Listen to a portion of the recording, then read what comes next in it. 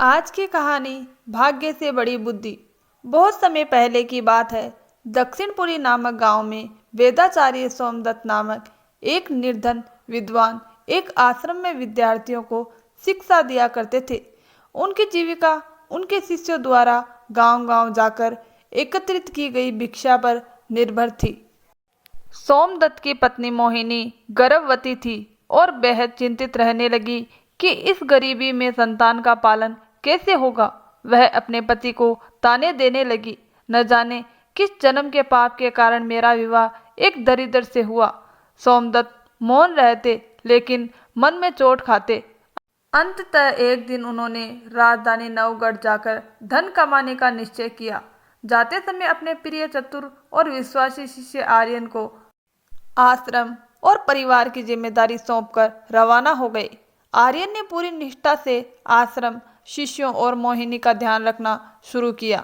गांव वालों ने जब सुना कि वेदाचार्य राजधानी गए हैं, तो वे स्नेहवश अनाज और जरूरत का सामान भेजने लगे। इसी दौरान मोहिनी ने एक पुत्र को जन्म दिया।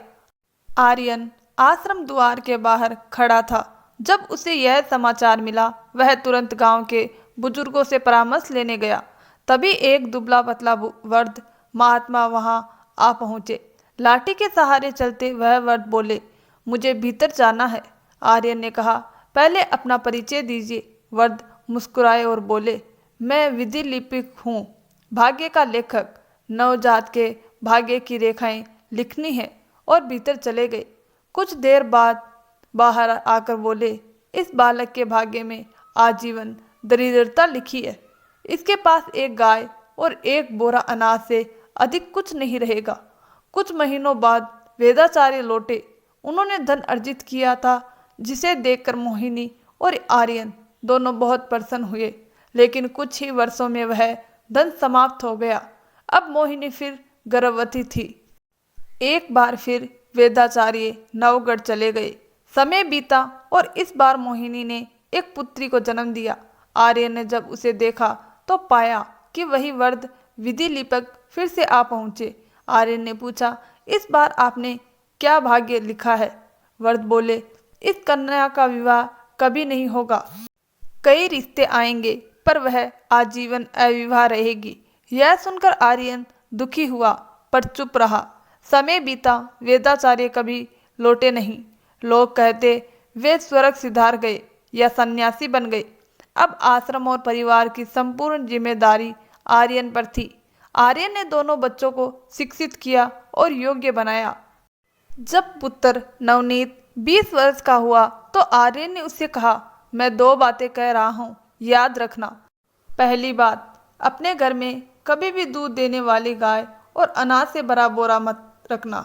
दूसरी बात, जब भी कोई व्यक्ति तुम्हारी बहन सारिका से विवाह की बात करे, उससे 100 स्वर्ण मुद्राएं मांगना और तभी बहन को दिखाना।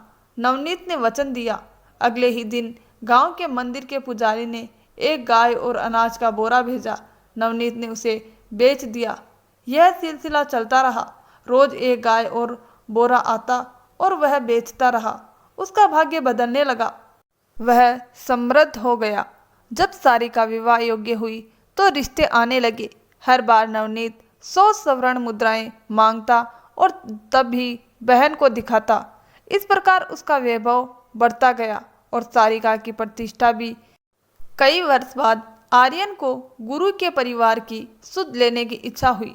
जब वह गांव की सीमा पर पहुंचा, तो उसने वही वृद्ध विधि लिपिक देखा। वृद्ध थके हारे लाठी के सहारे एक गाय, एक बोरा अनाज और एक स्वर्ण मुद्राओं की पोटली लिए जा रहे थे। आर्यन ने कहा, महाराज, कहाँ जा रहे हैं? विधि लिपिक बोले, तेरे कारण मेरी यह हालत हो गई है। हर दिन एक गाय, एक बोरा और 100 स्वर्ण मुद्राएं देकर मैं थक गया हूँ। मैं भाग्य रचता हूँ, पर तूने मुझे ही चक्रव्यूह में फंसा दिया है।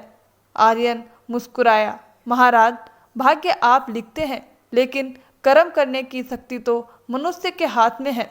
विधि लिपिक बोले, बेटा, तेरी बुद्धि से हार गया हूँ। कृपया कर मुझे इस झंझट से मुक्त करो। आर्यन बोला, तो फिर उन दोनों की भाग्य रेखाएं मिटा दीजिए। आज का युग पुरुषार्थ का है, भाग्य कर्म से बनता है। विधि लिपिक ने गाय, बोरा और मुद्राएं वहीं छोड़ दी और कहा, ठीक है, मैंने उनकी रेखाएं मिटा दी। अब जो भाग्य चाहो रच लो, बस किसी से मत कहना, नहीं तो कोई मेरा विश्वास नहीं करेगा। यह कहकर वह वर्द वहां से चला गया। आर्यन शांत मन से अपने पद पर लौट गया। दोस्तों, यह कहानी हमें सिखाती है कि नीयत साफ हो और कर्म सच्चे हो तो भाग्य भी झुक जाता है। विधाता की रेखाएं भी उस मनुष्य के सामने टिक नहीं पाती जो पूरी निष्ठा से अपने कर्तव्य निभाता है। जय श्री राम। दोस्तों, कहानी अच्छी लगी हो तो वीडियो को लाइक, शेयर, चैनल को सब्सक्राइब जरूर करें।